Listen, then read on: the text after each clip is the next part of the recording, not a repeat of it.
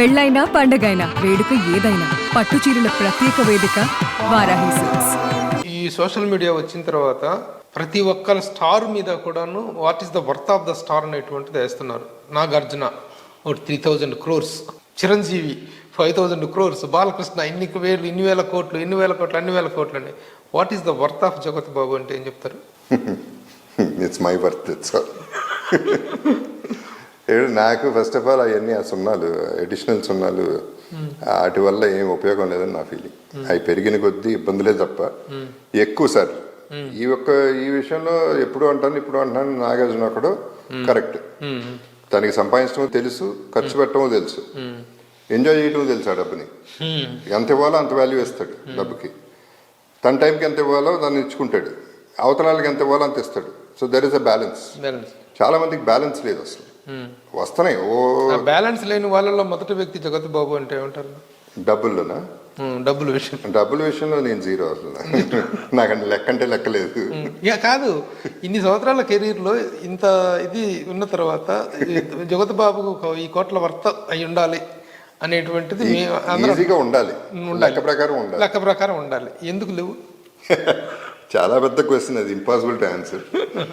కాకపోతే మిగతా వాళ్ళు అనుకున్నట్టు గ్యాంబ్లింగ్ లో పోయిందో లేకపోతే ఆడాలి ఖర్చు పెట్టి అక్కడ క్యాసినోలు ఆడతారని. ఆడతాను, అందరూ ఆడతారు, నేను ఆడతాను. ప్యాక్ ఆట ఆడతారని ఎక్కువ మంది ప్యాక్ ఆట ఆడినా. క్యాసినో నాకు థ్రిల్ అది. ప్యాక్ ఆట I'm not a gambler by nature.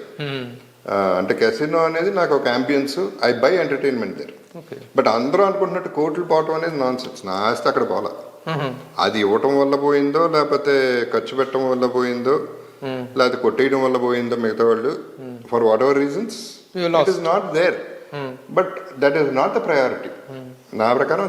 మీరు బాగా మోసపోయారు ఒక బ్రోకర్ ద్వారానో ఒక వ్యక్తి ద్వారా? చాలా మంది ఉన్నారు, బట్ దట్ ఈస్ ఓకే. అది నార్మల్ లైఫ్.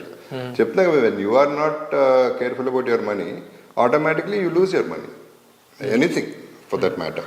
అంటే దాన ధర్మాలు, వ్యసనాలు, కుటుంబ ఖర్చులు, మోసపోవటాలు, ఈ 4 విధాలుగా ఉంటాయి. సంపాదన రాక కానీ పోక కానీ, ముఖ్యంగా పోక అనేటువంటిది. మీకు ఈ 4 విధాల్లో ఏ విధంగా ఎక్కువ పోయింది?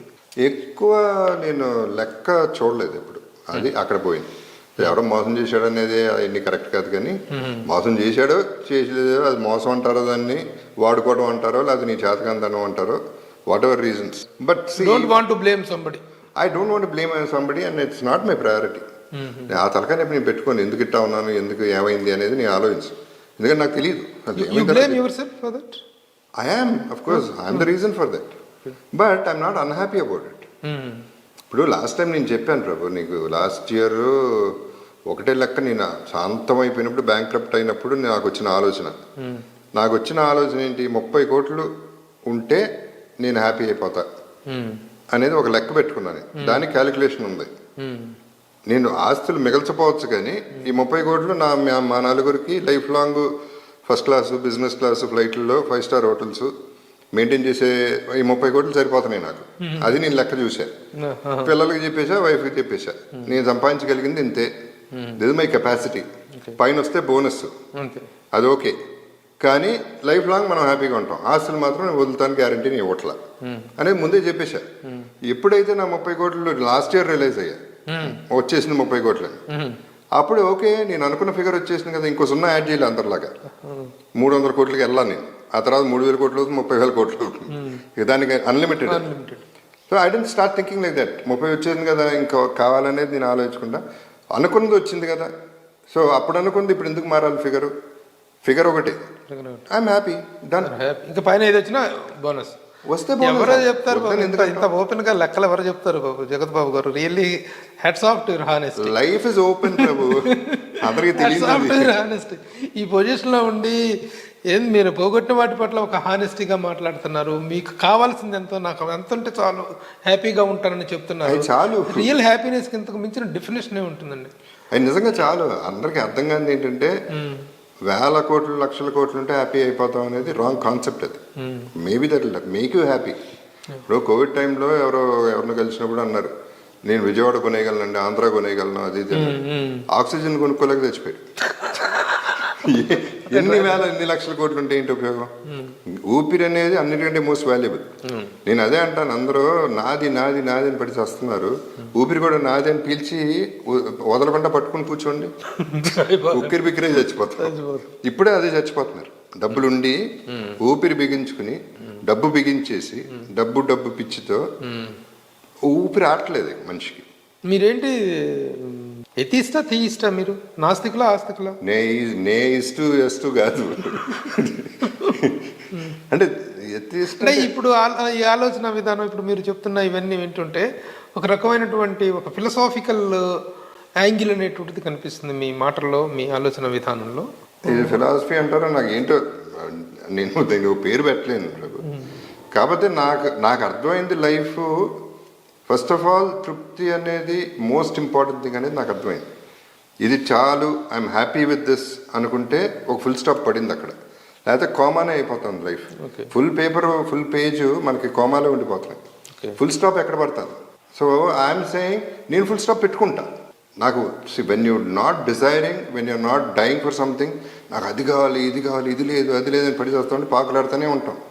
ఏదో పరిగెట్టి పాలు తాకంటే నిలబడి నీళ్లు తాగడం, ఆ టైప్లో నేను నిలబడి నీళ్ళు తాగుతాను. I like to be that than running after things, begging people.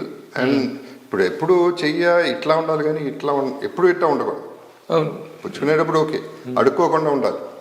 ఆ పరిస్థితి అయితే తెచ్చుకోకూడదు, కరెక్టే. ఆ పరిస్థితికి వెళ్ళినండి, ఆ పరిస్థితి కూడా చూసినండి, కానీ అడుక్కోకుండా మళ్ళీ లక్కీగా ఎలా కుదిరిందో. ఇప్పుడు దానికి ఏమంటావు నువ్వు? నేను ఎట్లా మళ్ళీ వెనక్కి వచ్చాను? అయిపోయినాండి, కంప్లీట్గా అయిపోయినాండి. లిటరల్గా సినిమా లేదు. చెప్పాను అంతకుముందు కూడా, 2 ఫోన్లు చేతిలో పట్టుకుని ఎవడన్నా ఫోన్ చేస్తే బాగుండని వెయిట్ చేసిన రోజులు ఉన్నాయి. అక్కడ నుంచి టర్న్ చేస్తే రివర్స్లో వచ్చింది కదా మొత్తం మళ్ళీ వచ్చింది. సో ఎలా వచ్చింది? Because I was satisfied. ఇంత వస్తే చాలు అనుకున్నా కాబట్టి, అండ్ ఇస్తేనే వస్తుంది. అండ్ టెల్లింగ్ లిటరలీ వాళ్ళ రాజమౌళి గారి ఫ్యామిలీ తీసుకుంటే ఆస్కార్ వచ్చినా ఇంకోటి వచ్చినా సినిమాలు తీయటం ఒక ఎత్తు అయితే, వాళ్ళు తీసిన పద్ధతి, వాళ్ళు తీసిన క్రియేటివిటీ, వాళ్ళు తీసిన గొప్ప సినిమాలు అన్నీ ఒకటైతే, వాళ్ళు ఏదైతే నేచర్కి ఇచ్చారో అది వెనక్కి వస్తుంది. వాళ్ళకి ప్రేమ, ప్యాషన్, ఒక భక్తి, ఒక యోగి లాంటి వాళ్ళు వీళ్ళందరూ. వాళ్ళు చెక్కుతున్నారు ఒక deep, I would say they're celebrating life. ఆ సెలబ్రేషన్ బయటకు వస్తుంది, ఆ సెలబ్రేషన్ వెనక్కి వస్తుంది వాళ్ళకి. It is not just the work, it is the character of the human being. అవన్నీ కూడా బాగా హెల్ప్ అవుతుంది. I'm saying these are much more important than the money you're getting.